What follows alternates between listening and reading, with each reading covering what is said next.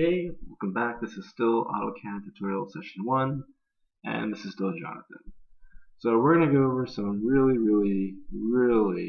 basic 3D stuff. It says 3D basic stuff. I think it's super basic, but super essential. So right now, if you notice, there's an XY plane over here. If I go to a 3D view, if I click in the view, you'll notice that I only drew on the XY plane. And I will consider this my paper, quote unquote. This is called model space. But when you draw P-lines, you're drawing on this grid, basically. So right now, right, it says WCS. There's a little spiel over here about it being the world coordinate system. It's really key that you understand that this is the XYZ axis. This is how we basically define our drawing files. Can you rotate it? Yeah, you can. We don't have to do that yet, so don't worry.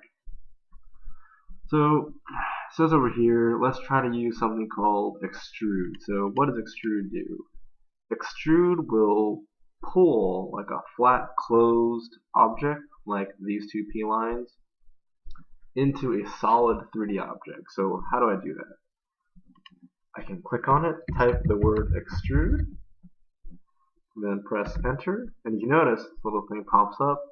Again, I could just click, right?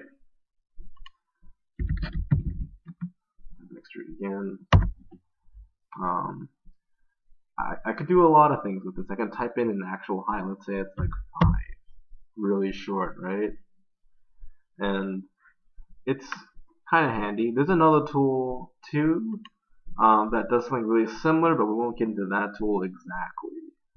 Not exactly quite yet. So right now it looks kind of 3D, right? I think we can all agree, kind of 3D. We can just see through it, It's like we have like Superman vision right now. So what we could do is we can go to conceptual, and now it looks solid. That's how you kind of know that it worked. So what would happen actually if it wasn't a closed 2D polyline? Let's say I had a polyline that looked like that, and you see that not closed. If I extrude that, it pulls something up, but if you notice, you see that it's got a grid on it. So if I go back to 2D wireframe, it's super apparent. If you ever see this, it's not a 3D object, it's a surface. So we're going to delete that. And we're going to delete that too. Just so we're all clear on that. And over here, it gives you a little bit more spiel about different views. Right now, 2D wireframe. So next is conceptual, we did that. There's hidden, it's kind of like 2D wireframe, except you can't see through it. There's realistic. This is more for when you add materials to your drawings. That's more for like a poster sort of visual effects. There's shaded, which looks similar now because we don't have materials. There's shaded with edges, so now you see those little lines. Shades of gray. We had gray objects to begin with, but if they were red or green or any other color to begin with, they would just be shades of gray. I don't know how many shades they have, I just know that it's shades of gray. You go to sketchy, it looks like someone literally sketched this. I don't like sketchy, but I don't know, maybe it's your thing. There's wireframe. I honestly don't know what's the difference between 2D wireframe and just wireframe. And then there's X-ray, so you can kind of see through it, but you can also see that it is indeed a solid object. So now it says, well, let's try to make these. And these would be a cylinder and this cube. So I'm going to go ahead and delete this, actually. And let's try the same technique, but on a rectangle. So to make that cube, I don't know its dimensions, but just to get a feel for it, I'm going to do that. Close. I'm going to extrude it. Right? Point my mouse up in the Z direction, positive, and click. I have myself a cube. And can I kind of change it? Yeah, kind of. Look at that. Isn't that awesome? Orbit, yeah, make a trapezoidal cube. You can do a lot of things, but I mean, let's delete that.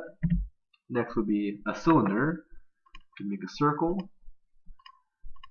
and then again extrude. We have ourselves a cylinder. And again, I mean, with ortho off, actually, I can set a weird like taper to it. Kind of cool. I don't know why you want to make like a weird dunce cap. Maybe you want to make a diagram to do a slump test. I don't know. But we got ourselves a gray safety cone. But let's delete that. Is there another way to make these though? And I'm going to argue yes, because if I want a cylinder, I'm going to type cylinder. That's kind of nice thing about AutoCAD is you usually get what you want. I want a cylinder of a certain radius or diameter. I make a cylinder. I want to make a cube or a box, I should say. I'm going to make a box. I want a sphere. I make a sphere. Also, there's a helix.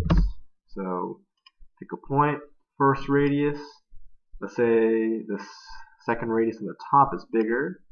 It'll look like that. There's a lot of properties in this. You're probably not going to use that at all for bridge though, so don't get too excited about helix.